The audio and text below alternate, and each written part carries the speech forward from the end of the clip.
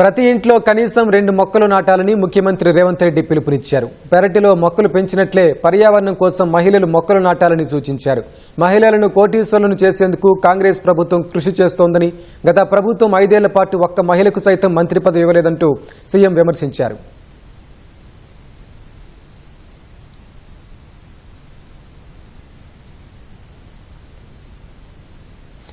హైదరాబాద్ శివారు రాజేంద్రనగర్లోని ప్రొఫెసర్ జయశంకర్ వ్యవసాయ విశ్వవిద్యాలయంలో వన మహోత్సవ కార్యక్రమాన్ని ముఖ్యమంత్రి రేవంత్ రెడ్డి ఘనంగా ప్రారంభించారు. మంత్రి కొండా సురేఖతో కలిసి రుద్రాక్ష మొక్క నాటి వన మహోత్సవం అధికారికంగా శ్రీకారం చుట్టారు. చెట్టును కాపాడితే అది మనల్ని కాపాడుతుందని, ఈ ఏడాది 18 కోట్ల మొక్కలు నాటాలని బృహత్తర కార్యక్రమం చేపట్టామని సీఎం తెలిపారు.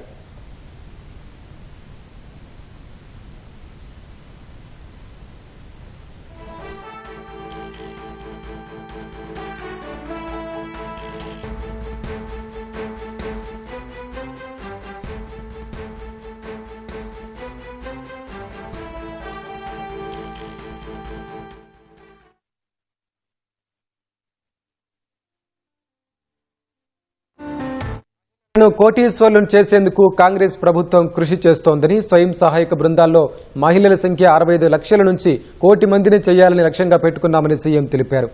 రాబోయే రోజుల్లో మహిళా ఎమ్మెల్యే సీట్లు పెరగబోతున్నాయని, 60 ఎమ్మెల్యే సీట్లు ఇచ్చి గెలిపించుకునే బాధ్యత తనదని రేవంత్ రెడ్డి భరోసా కల్పించారు.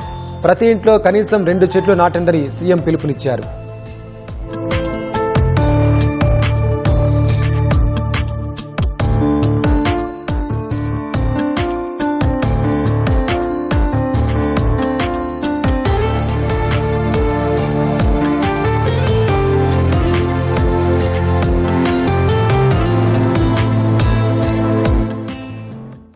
నేను ప్రత్యేకంగా మా అక్కల్ని, మా చెల్లెళ్ళని నేను అడగదలుచుకున్నా.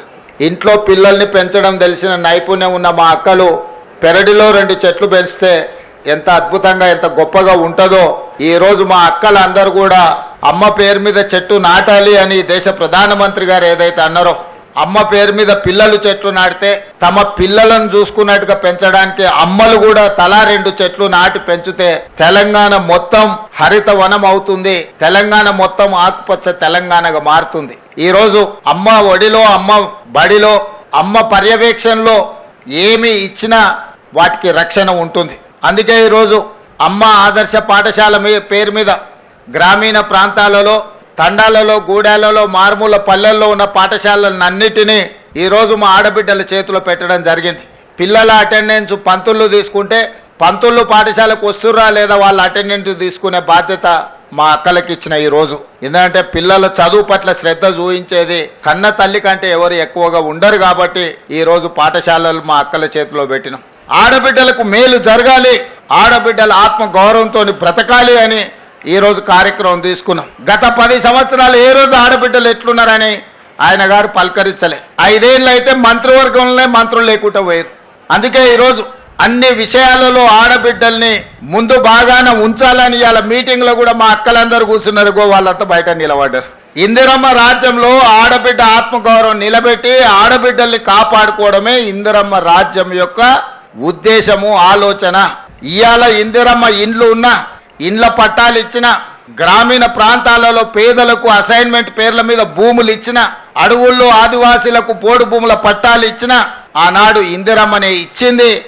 ఆడబిడ్డలకు రిజర్వేషన్లు స్థానిక సంస్థలలో ఇవాళ మా శ్రీలత గారు, మా గద్వాల విజయలక్ష్మి గారు ఈరోజు మేయర్, డిప్యూటీ మేయర్ అయినరంటే రాజీవ్ గాంధీ గారు మహిళా రిజర్వేషన్లు దేవట్టి ఇవాళ వార్డు మెంబర్లు, సర్పంచులు, ఎంపీటీసీలు, జడ్పీటీసీలు, జిల్లా పరిషత్ చైర్పర్సన్స్ సునీత మహేందర్ రెడ్డి గారు ఈ రోజు 4 సార్లు జిల్లా పరిషత్ చైర్పర్సన్ గా అయినరంటే మహిళా రిజర్వేషన్లు ఆనాడు రాజీవ్ గాంధీ గారు తేబట్టి. అందుకే మా అక్కలకు వేదిక మీద ఉన్న వాళ్ళకే కాకుండా ఇటు ఉన్న వాళ్ళకు కూడా తొందరలోనే ఎమ్మెల్యేలకు కూడా మహిళా రిజర్వేషన్లు రాబోతున్నాయి. 153 సీట్లలో 51 సీట్లు, 33% ఆడబిడ్డలు ఎమ్మెల్యేలు కాబోతున్నారు. ఈ 51కి ఇంకొక 10 అదనంగా కలిపి 60 సీట్లు ఆడబిడ్డలకు ఇచ్చే బాధ్యత నేను తీసుకుంటా. మీరందరూ మంచి పనులు చేసి మంచి పేరు తెచ్చుకోండి. మిమ్మల్ని గుర్తించి మీకు ఎమ్మెల్యే టికెట్లు ఇచ్చడమే కాదు, మిమ్మల్ని గెలిపించుకునే పూచి కూడా నాది. రాజ్యాన్ని నడపండి. ఇల్లు అద్భుతంగా నడిపినోళ్ళు రాజ్యాన్ని కూడా బాగా నడుపుతారు. ఆడబిడ్డల పట్ల నాకు సంపూర్ణమైన విశ్వాసం ఉన్నది. మీరు కార్యక్రమాలను ముందుకు తీసుకెళ్ళండి. ఇవన్నీ కూడా పునాది రాయి చెట్లు నాటడంతో మొదలు పెట్టండి. ప్రతి ఇంట్లో కనీసం 2 చెట్లైనా ఈడికొచ్చిన మా అక్కలు నాటాలి, వాటిని కాపాడాలి. అప్పుడే మనం అందరం ఈ ప్రకృతి నుంచి కాపాడబడతామని తెలియజేస్తూ ఈ కార్యక్రమం తక్కువ సమయంలో గొప్పగా ఏర్పాటు చేసిన శాఖ అధికారులకు, స్థానిక శాసనసభ్యుడికి, ప్రజాప్రతినిధులకు అందరికీ కూడా మనస్ఫూర్తిగా అభినందనలు తెలియజేస్తూ సెలవు తీసుకుంటున్న. ధన్యవాదాలు మిత్రులారా.